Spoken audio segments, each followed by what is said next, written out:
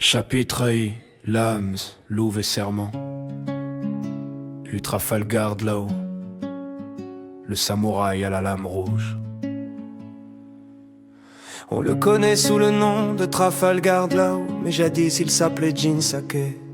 Né sur les côtes brumeuses de Tsushima, héritier d'un clan de samouraïs, il a grandi sous le poids des attentes et la rigueur des entraînements.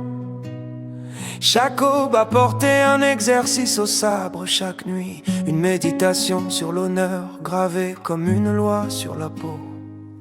Puis la guerre est venue, les Mongols ont ravagé son monde. Maison en flammes, cris étouffés, corps étendu. Trop jeune pour changer le cours des choses, Jin vit son clan disparaître. Il prit la fuite mais porta aussi une promesse, la vengeance dans l'ombre. Il traqua, frappa et fit tomber des têtes, jusqu'à ce que le chef de l'invasion tombe sous sa lame. La mission fut accomplie mais le prix fut lourd. Pour trouver la paix, il effaça son ancien nom et renaquit sous le masque de Trafalgar de là-haut. Aujourd'hui, Trafalgar affiche un calme presque déconcertant. Il parle peu, bouge juste, et partout où il passe on sent la discipline du samouraï. Sa lame rouge est plus qu'une arme, c'est le reflet d'un serment. Il protège ce qu'il appelle sa famille choisie, et il ne recule devant aucun risque pour eux. J'ai tout sacrifié pour mon peuple, et je le referai.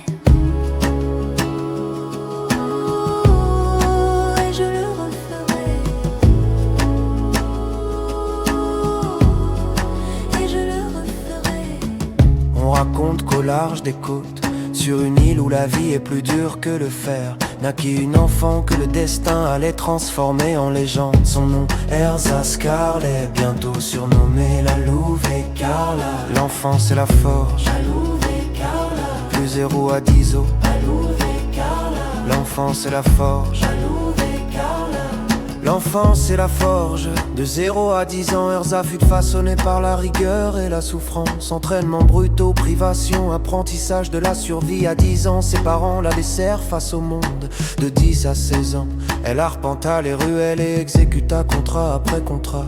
À 17 ans, revenue au bercail, elle portait la gloire de ses exploits et continua d'affûter son art. Une lettre bouleversa sa route, celle de Mikasa Ackerman. Sa sœur de meute, Mikasa, était tombée, brisée par un gang. Erza se vit confier un contrat sacré, porter la vérité à Alice Ackerman. Elle remit les mots, garda la douleur et comprit que protéger signifiait parfois perdre. Perte, amour et renouveau. Sur sa route, Erza trouva Jingu et Pablo, une famille de cœur. Elle épousa Jingu, crut tenir la paix, puis la mort l'arracha. Pablo tomba aussi, le deuil creusa des sillons profonds. Pourtant, une lumière apparut. Rasta, il n'était pas un fantôme du passé, mais une promesse d'avenir. Il devint son amour, son homme, sa vie. Rasta accompagne Erza dans ses projets légaux et dans les ombres où elle opère. Du taxi aux affaires, femme légale et pêche illégale. Après son passage au Tarkli, là où elle rencontra Trafalgar et Sophie, Erza resta entre 1 et 3 semaines. Durant ce séjour décisif, elle posa des bases, contact, repérage, compréhension du terrain urbain. À l'issue de ce court laps, elle créa une entreprise de femmes légale, visible et respectable, servant de couverture et de source de revenus légitimes. En parallèle, parce que la survie exige parfois des marges d'ombre, Erza monta un groupe illégal de pêche, prélèvement nocturne sur zone protégée, récupération d'objets rares, vente discrète. Ce réseau caché finance la meute, protège les siens et permet d'agir quand l'État ou les gangs oublient l'honneur. Rasta est impliqué dans les deux structures. Il travaille à la farm le jour et monte à bord la nuit. Il est à la fois partenaire et amour véritable, une flamme qui éclaire la nuit d'Erza. Erza aujourd'hui, chef de la meute des loups, Erza allie pragmatisme et férocité. Elle gère la farm, supervise les sorties de pêche illégale, protège sa famille de cœur et dit la vérité sans phare. Fidèle, dure, capable d'un humour tranchant, elle est à la fois redoutée et respectée. je ne suis pas là pour plaire à tout le monde. Je suis là pour dire la vérité, même si elle brûle. Tout la rencontre, Darkly, l'entreprise avec Puis Sophie. le destin aime les lieux humbles, Trafalgar et Erza se croisèrent au Tarkly, l'entreprise de taxi où l'on arrive souvent par hasard, mais où l'on ne repart jamais tout à fait pareil.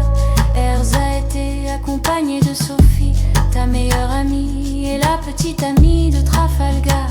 Leur présence facilita un premier contact naturel et confiant, un regard, une posture, une reconnaissance mutuelle d'âme forgée par le feu. Ce fut aussi le moment où apparut le premier pilier du groupe et légende, un membre arrivé ce jour-là avec Sophie et qui devint indispensable. Même quand il est gens traverse des périodes d'inactivité, lui reste constant, il veille, il répare, il rapplique en 2 minutes, bras gauche prêt à prendre tous les risques nécessaires.